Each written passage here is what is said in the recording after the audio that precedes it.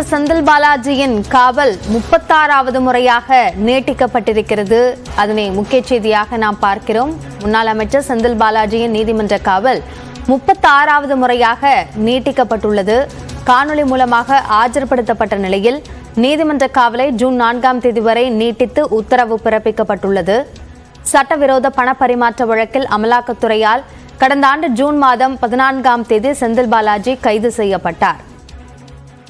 அவருடைய நீதிமன்ற காவல் 36வது முறையாக நீட்டிக்கப்பட்டிருக்கிறது. அமலாக்கத்துறையால் கைது செய்யப்பட்ட அவர் பல்வேறு வழக்குகளை நீதிமன்றங்களில் தொடுத்து இதன் மூலமாக ஜாமீன் பெறுவதற்கான முயற்சிகளை மேற்கொண்டாலும் அமலாக்கத்துறை தரப்பில் அதற்கு கடும் ஆட்சேபனை தெரிவிக்கப்படுகிறது. அதேபோன்று ஜாமீனும் வழங்கப்படவில்லை. இந்த நிலையில் அவருடைய நீதிமன்ற காவல் 36வது முறையாக நீட்டிக்கப்பட்டுள்ளது. இந்த முறை ஜூன் 4ஆம் தேதி வரை அவருக்கான நீதிமன்ற காவல் நீட்டிக்கப்பட்டுள்ளது.